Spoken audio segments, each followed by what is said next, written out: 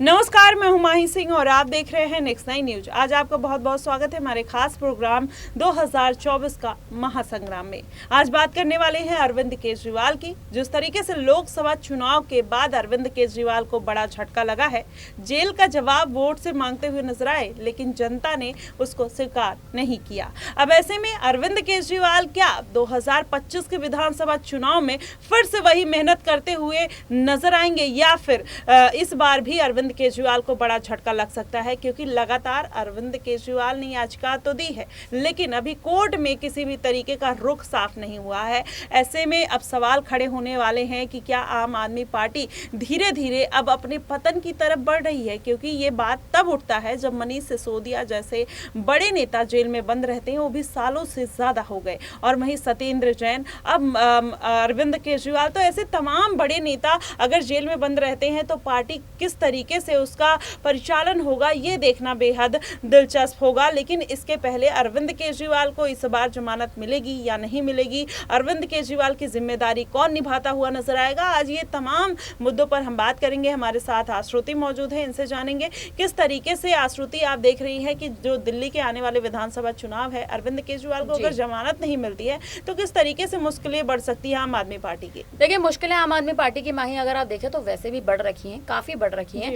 और आम आदमी पार्टी की जो स्थिति है वो इस समय दिल्ली में आप देखें कहीं ना कहीं डूबती स्थिति की किस्म की है। यानी आम आदमी पार्टी को लोकसभा चुनाव में भी जिस हिसाब से अरविंद केजरीवाल ने लगातार चुनावी प्रचार करा था, धुआंधार चुनाव प्रचार करा, 21 दिन के अंतरिम जमानत जब उनको मिली, तब भी दिल्ली में आप देखें आपकी जो स्थिति थी वो खराब ही नजर आई। और उसके बाद भी आप देखें 4-3 सीटों का जिस हिसाब से बंटवारा था, 4 सीटों पर आम आदमी पार्टी, 3 सीटों पर कांग्रेस, सातों की सातों सीटें आम आदमी पार्टी और कांग्रेस के हाथों से रेत की तरफ फिसल गई। आपने देखा जिस हिसाब से आंकड़े कहीं ना कहीं दिल्ली में भारतीय जनता पार्टी ने बहुमत के साथ जीत दर्ज की। हालांकि अगर आप देखें और आंकड़ों पे अगर आप गौर करें तो साल 2000 इससे भी पहले जब आप देखें विधानसभा चुनाव जो होते हैं, और साल 2019 में जब लोकसभा चुनाव हुए थे, तब भी आम आदमी पार्टी जो थी वो लोकसभा चुनाव में हारी थी। केंद्र में एक बार फिर से आप देखें उस समय भी भारतीय जनता पार्टी की सरकार थी, और दिल्ली कहीं ना कहीं बीजेपी ने पूरी तरह से साथ लिया था। लेकिन फिर विधानसभा चुनाव जब आप याद करें 21 में हुए, तो 21 के विधानसभा चुनाव में आम आदमी पार्टी ने दिल्ली में बहुमत से जीत दर्ज की। केजरीवाल तब से कुर्सी पे बने हुए हैं, लेकिन उसके बाद से स्थिति जो है वो कहीं ना कहीं आप देखिए दिल्ली के विकास के लिए केजरीवाल ने भले तमाम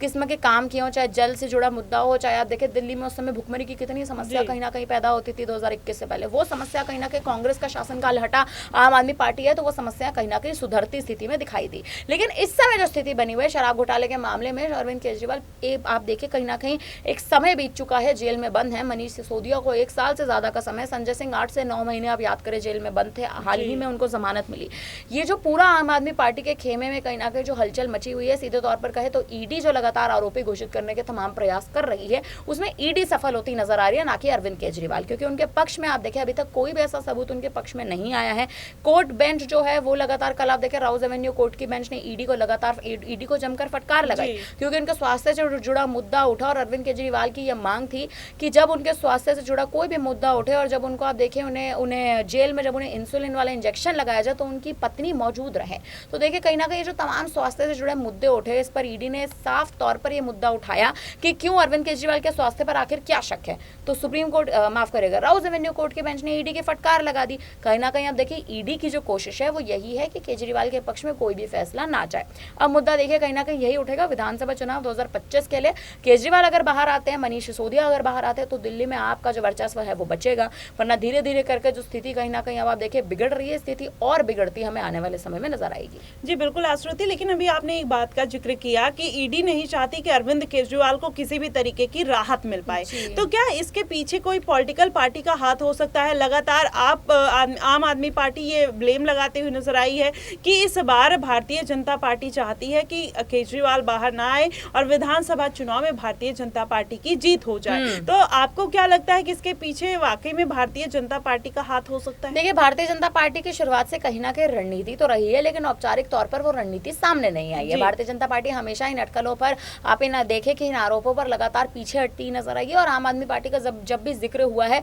तब भी आप अमित शाह का बयान याद करें, आप देखें अनुराग ठाकुर का बयान याद करें, तमाम इन नेताओं ने जिस हिसाब से अरविंद केजरीवाल पर बयान दिया, सुधांशु त्रिवेदी ने बयान दिया कि जो गलत करेगा वो भुगतेगा। सुधांशु त्रिवेदी का तो देखिए सीधा तौर पर यह कहना था कि आपने जो बोया है वो आपको अब मिल रहा है। तो कहीं ना कहीं आप देखिए भारतीय जनता पार्टी की रणनीति चाहे पीछे बैठ के जरूर हो, लेकिन सामने सामने बैठ के कोई नहीं बोलता, और कोई राजनेता आखिर क्यों ही जिक्र करेगा आम आदमी पार्टी का। लेकिन आम आदमी पार्टी तो ये बखूबी जानती है कि ईडी और सीबीआई की जो कहीं ना कहीं इस समय जो ईडी और सीबीआई की आप देखें कहीं ना कहीं जो पुख्ता रणनीति चल रही है अरविंद केजरीवाल को एक तरह से आरोपी घोषित करने की, वो रणनीति जो है उसमें रणनीति ईडी कहीं ना उस रणनीति पर ईडी कहीं ना कहीं आप देखें सही साबित होती नजर आ रही है। और सबसे बड़ा मुद्दा ये, ईडी ने पहले ही अपनी चार्जशीट में आप देखें, याद करें 21 दिन की जमानत से पहले ईडी का साफ तौर पर कहना था कि आम आदमी पार्टी को आरोपी घोषित करेंगे, अरविंद केजरीवाल को आरोपी घोषित करेंगे, ताकि दिल्ली में सरकार जो है आम आदमी पार्टी की खत्म हो जाए। अब देखिए सरकार अगर खत्म हो जाएगी तो राष्ट्रपति शासन लग जाएगा, राष्ट्रपति शासन गया तो पावर जाएगी आप देखिए सीधा सीधा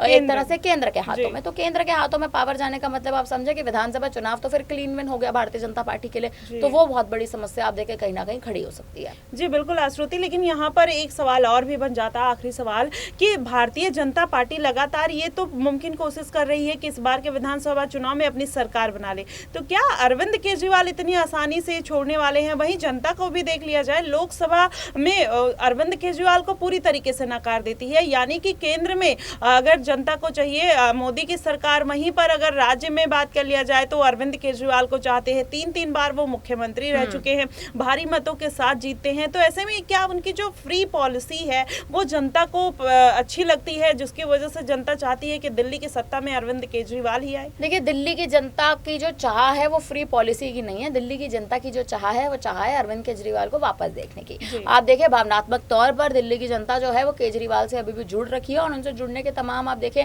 मुद्दे भी ऐसी हैं और इस ऐसे किस्म के मुद्दे हैं। आप देखिए कहीं ना कहीं ग्राउंड लेवल पे अगर बात करें तो दिल्ली की जनता भले ही उनको पता है कि शराब घोटाले जैसा जो मामला है वो कितना बड़ा घोटाला और कितना बड़ा आप देखें करोड़ों का मिलियन अगर आप बात करें तो कहीं ना कहीं लेन देन है करोड़ों रुपयों का, और उस करोड़ों रुपए के लेन देन के बावजूद भी अगर दिल्ली की जनता आम आदमी पार्टी को चाहती है, अरविंद केजरीवाल को चाहती है, तो इसका मतलब दिल्ली की जनता जो है वो राजनीतिक तौर पर नहीं भावनात्मक तौर पर सोचती है। भावनात्मक तौर पर सोचेंगे तो केजरीवाल ने दिल्ली के लिए काम किया है पिछले आप देखिए 3 से 4 वर्षों में कहीं ना कहीं, और दिल्ली के विकास के लिए काम किया, कहीं ना कहीं जो शिक्षा के मुद्दे पर उठाया, जल का मुद्दा उठाया, भुखमरी का मुद्दा उठाया, तमाम वो मुद्दे थे जिन मुद्दों से दिल्ली की जनता परेशान थी। 4 साल में ये मुद्दे कहीं ना कहीं वही जल का मुद्दा कहीं ना कहीं अब अरविंद केजरीवाल के गले की फांस बनता हुआ नजर आ रहा है। मौजूदा स्थिति में गले की फांस कहीं ना कहीं बन रहा है, क्योंकि इस वक्त आप देखिए केजरीवाल जेल में है, सिसोदिया जेल में है, संजय सिंह, अतिशी मारलेना, सौरभ भारद्वाज बाहर बैठ के केवल खेल देख रहे हैं एक तरह से अगर आप कहें तो जल का जो मुद्दा है अब भी कहीं ना कहीं एक बार फिर से उजागर हो गया, क्योंकि तमाम घरों से आप देखिए इस प्रकार की कंप्लेन एक बार फिर से सुनने को मिल रही है,